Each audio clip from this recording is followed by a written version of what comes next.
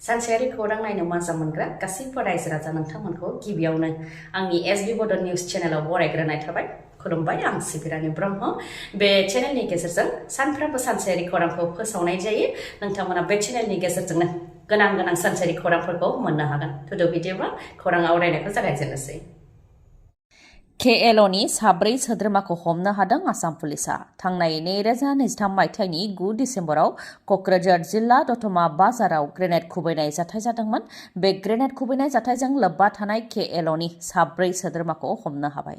हमजानायफोरनि मुङा फारियै रामफलबिलनि कनक अधिकारी 26 बोसोर बैसोनि, सेरफांगुरि सामथाइबारिनि अर्जुन रय 19 बोसोर बैसोनि, दतमा सोनाब दाङारकुटिनि अनुपम रय 34 बोसोर बैसोनि आरो हगमाबिलनि प्रसेनजित रय 26 बोसोर बैसोनि। बिसोर 4खौ हमनो हानायजों लोगोसे बिसोरनिफ्राय गंसे पालसार मटर साइकेल आरो गंथाम मबाइल फनबो हमनो हादों। दुथांफोरखौ हमनायनि उनाव क'क्राझार चिफ जुडिशियेल मेजिस्ट्रेट कर्टआव लांनाय जादों। बेनि उनाव पुलिसा 4 साननि कास्टडियाव लांदों। थांनाय 2023 मायथाइनि 9 डिसेम्बराव दतमा बाजाराव गंसे गेलामाल दखानाव ग्रेनेड खुबैनाय जाथाय जादोंमोन। नाथाय ग्रेनेडआ बेफ्रुवाखैमोन आरो रावनिबो जेबो खहा जायाखैमोन। गलादारनिफ्राय 5 लाख रां दाबिनायखौ गलादारा हरैनि थाखायनो KLOनि सोद्रोमाफोरा गलायाव ग्रेनेडखौ खुबैदोंमोन आरो ग्रेनेड खुबैनाय जाथायखौ लानानै दतमा बाजाराव दुंहाव थासारि जानायजों लोगोसे मोनसे गिखांनाय थासारिबो सोमजिदोंमोन। बे जाथायनि सायावनो पुलिसा नायबिजिरनानै बे बमा खुबैनाय जाथायाव लोब्बा थानाय KLOनि 4 सोद्रोमाखौ दा हमबाय। दुलाराय बर' फरायसा आफाद अदेबानि एबसुआ UPPLखौ मदद होगोन होननानै बुंनायनि उनाव बे खेबाव BJPनि बिजाथि रन्जित दत्तनि थाखाय उदाङै भट बिनायखौ नुनो मोननाय जादों। फोरमायथिनो गोनांदि सनितपुर जिल्ला खैलाजुलियाव दुलाराय बर' फरायसा आफादा सुबुं सांग्रांथि मेल खुंदों, जेराव एबसुनि गाहाय दिपेन बर'जों लोगोसे बिटिसिनि गाहाय प्रमद बर' आरो BJPनि मन्थ्रि अशोक सिंहालाबो बाहागो लादों।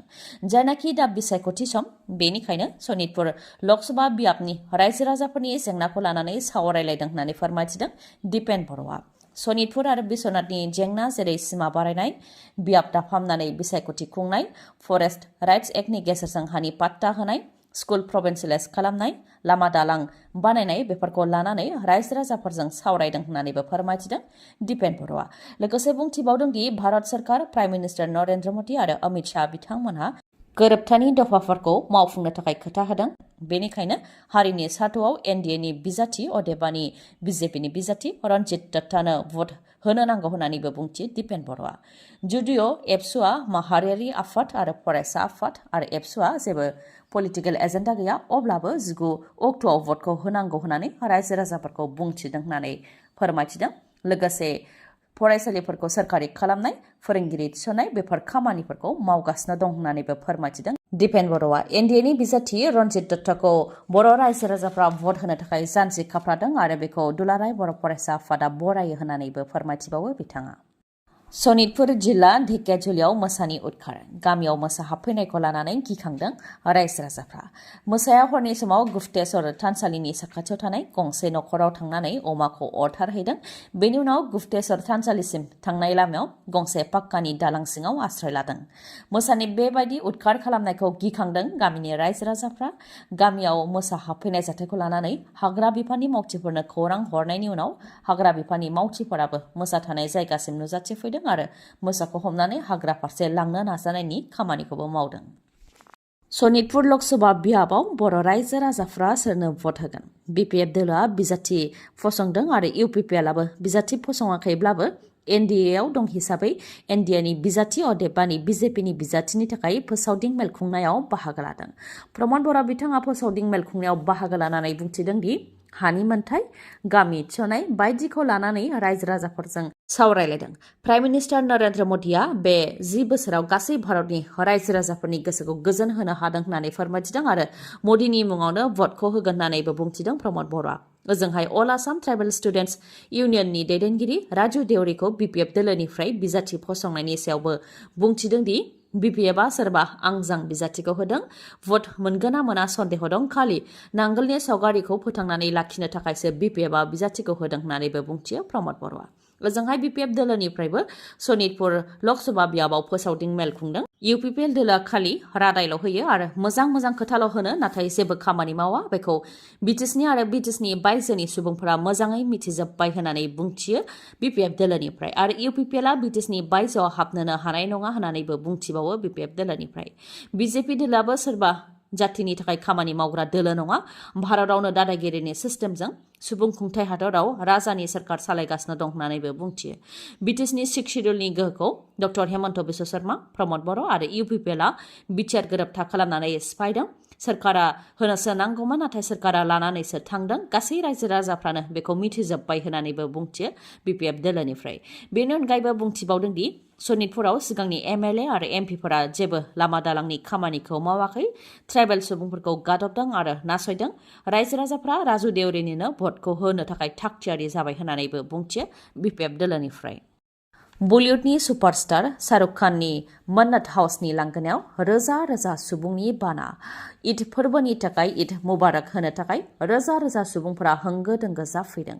गुबुन बोसोराव ईदनि सानखालि शाहरुख खानखौ खेबसे नायनो थाखाय होंगो दोंगो जाफैनाय बायदि देग्लायबो होंगो दोंगो जाफैदों बिथांनि फेनफोरा। बयजोंबो मोजां मोनजानाय बलिउडनि किं खानाबो गावनि फेनफोरखौ गोजोन होनो थाखाय गावनि न'नि बेलकनिनिफ्राय फिसाज्लाजों लोगोसे नुजाथिफैदों आरो बे भिडिअखौ गावनि इन्स्टाग्रामावबो होदों शाहरुख खाना आरो ईदनि गोथार सानाव गावखौ लोगो हमफैनानै ईद फोरबोखौ आरोबाव गाबगोनांसिन खालामफैनायनि थाखाय फेनफोरनिसिम साबायखर बावदों। मुम्बाइनि बान्द्रायाव थानाय सलमान खाननि गेलेक्सि एपार्टमेन्टआवबो बे एखे थासारि, जेराव पुलिसआ सलमान खाननि फेनफोरखौ सामलायनो थाखाय लावथि सिबनो गोनां जादों। रोजा सुबुंफोरा सलमान खानखौबो ईद मुबारक होनो थाखाय नुजाथिफैदों मैयानि सानाव। बबेयाव थांनो बबेयाव थानो बेखौ लानानै गोनो गोथो जादों माखासे दैदेनगिरिफ्रा। नंगौ, लकसभा बिसायख'थिया खाथियाव फैनाय लोगो लोगोनो गुबुन राजखान्थि दोलोनि दैदेनगिरिफ्रा गावगाबागावनि गोसो बायदि राजखान्थिनि दोलोफोरखौ सायख'दों। नाथाय 24 घन्टानि गेजेरावनो खेबनै दोलो सोलायनाय जाथायबो जादों जोंनि बिटिआरआव। बावखुंग्रि बियाबनि सिङाव थानाय बालाकाटा गामिनि UPPL दोलोनि मावथि कालीचरण नार्जारिया थांनाय बुधबार सानखालिसो BPF दोलोआव आखाइ हमहैदोंमोन। MCLA धनेश्वर गयारीनि नुजाथिनायाव बिथाङा BPF दोलोआव आखाइ हमहैदोंमोन, नाथाय 24 घन्टानि गेजेरावनो BPF दोलोखौ एंगारनानै फिन UPPL दोलोआव जयनिं जाफिनबाय कालीचरण नार्जारी बिथाङा।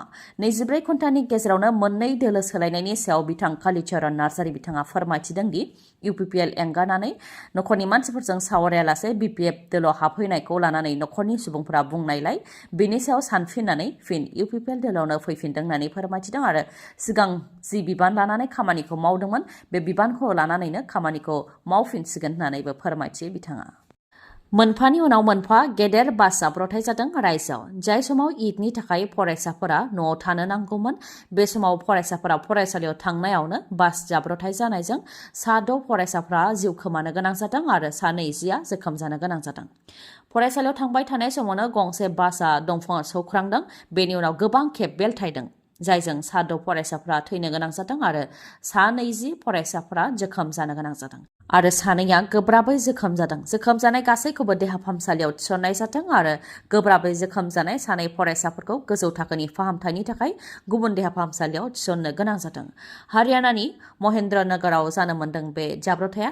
GL पाब्लिक स्कुलनि थाखो 4 निफ्राय थाखो 10 फरायनाय फरायसाफोरखौ स्कुलनि बासजों लानानै थांगासिनो दंमोन। बे समावनो बासआ जाब्रथाय जादों। रिपर्टनि बायदिब्ला बास सालायग्राया जौ लोंनायमोन, बेनिखायनो बासखौ सामलायनो हायाखै आरो बासखौ सामलायनो हायियाव बासआ दंफाङाव सौख्रांहैदों।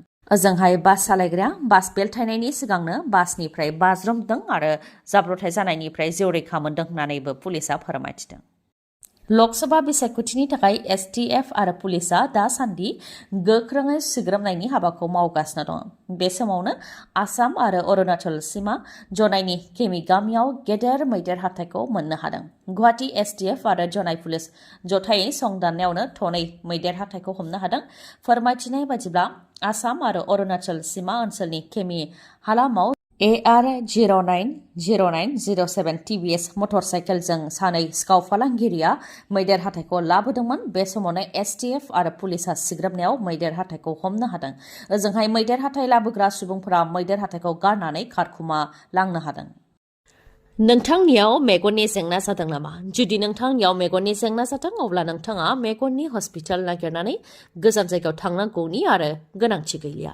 बङाइगाव आइ हस्पिटालावनो नोंथांमोनहा मेगन नायजानो हागोन, जेराव मेडिकेल, रेटिना, ओसीटी, पेको मेशिननि गेजेरजों केटारेक्ट अपारेशन खालामनो हानायनि राहा दं। बेनि अनगायैबो ग्लक'मा इभालुएशन, अकिउल'प्लास्टिजों लोगोसे फार्मासि आरो अप्टिकेलनिबो राहा दं बङाइगावनि आइ हस्पिटालाव। नोंथांमोननो मिथिहोनो गोनांदि खम बेसेनावनो कम्पिउटारजों मेगननि अपारेशनबो खालामनाय जायो। गासै 4 मेगननि डक्टरखौ बे फाहामसालियाव मोननो हागोन। डक्टरफोरा जाहैबाय doctor Ashraful Alam, MBBS, MS ophthalmology, cataract surgeon आरो IOL सार्जारियाव train. Doctor Kishore Pal, MBBS, DO, cataract and glaucoma specialist.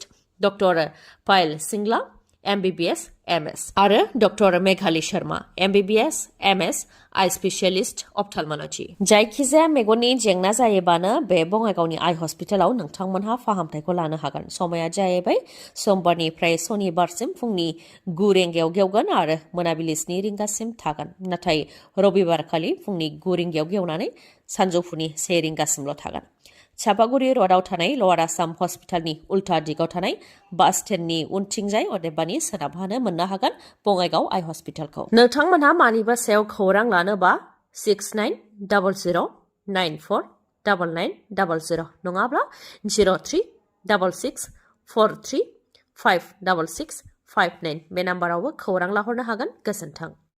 खौरांखौ जोबजासे खोनासंनायनि थाखाय गोजोन्थों। नोंथाङा दासिमबो आंनि SB बड' निउस चेनेलखौ साबस्क्राइब खालामनानै लायाखैबा साबस्क्राइब खालामनानै लानो हागोन, लोगोसे बेल आइकनखौबो क्लिक खालामनो हागोन, जाहाथे आं खौरां फोसावनाय लोगो लोगोनो नोंथांनाव गिबिसिन खौराङा सौहैयो। गोजोन्थों।